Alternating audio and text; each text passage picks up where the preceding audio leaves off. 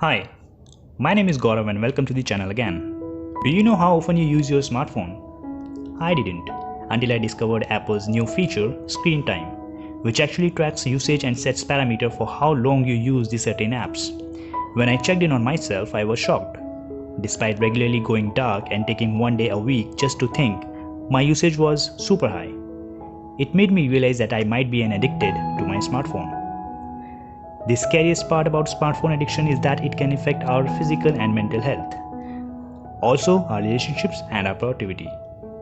That's because just like drug or gambling addictions, smartphones provide an escape from the reality. Humans are, by nature, are prone to distraction. With smartphones, we literally have a world of distractions at our fingertips. It's time to acknowledge that our devices can negatively impact our lives and we have to make a change. Cell phones were designed just to be a wireless communication tool.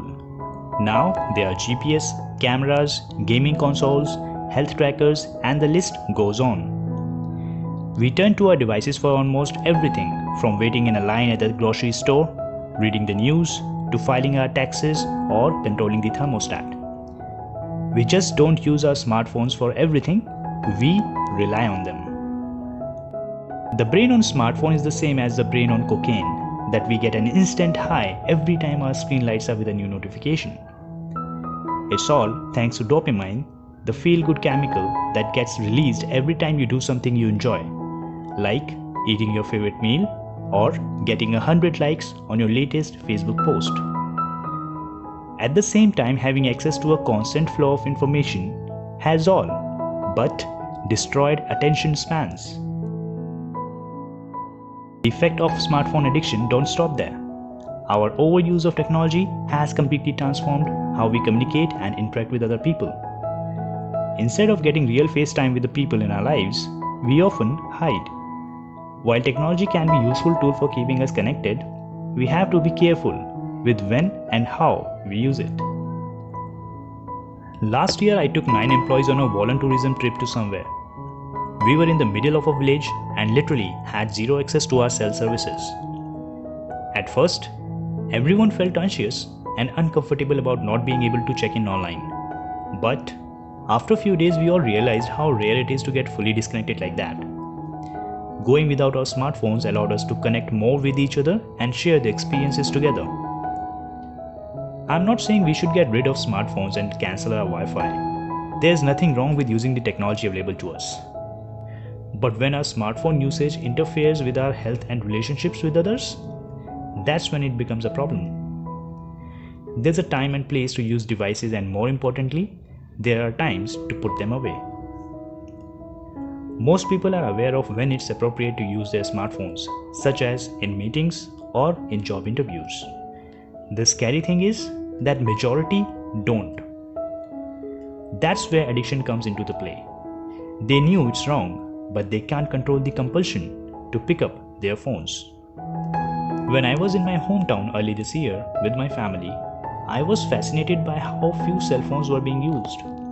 They have them, of course, but they are not constantly glued to their cell phones. It's rare to see someone walking down the street keeping a phone in hand. Technology doesn't control people's life there, and the same way it does in the other part of the country, except the metro cities.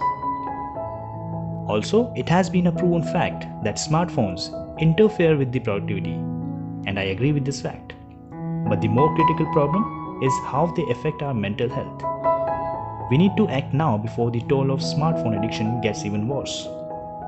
I saw how lawmakers in France enforced a ban on smartphones in schools. They gave people the legal right to disconnect from work, no checking emails or taking calls outside of working hours. I feel that this is the right way of being more productive in our working hours. I'm saying this because this experiment has done wonders in my and my team's productivity comparatively than the past year.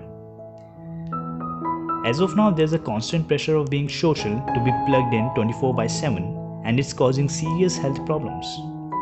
I'm glad to see that companies in the smartphone industry are taking strides to combat problems. But giving people the ability to limit their own usage with programs like Screen Time isn't enough. Dealing with smartphone addiction starts by hacking our internal operating systems. For example, ask a trusted friend to change your email password over the weekend or your social media passwords during the workday. Use a website blocker app on your browser to prevent you from using distracting sites when you need to be productive, and so on. I strongly believe that if you find yourself an smartphone addict, this will surely help. Thanks for listening. If you are ending up hearing the complete note, please do hit the subscribe button.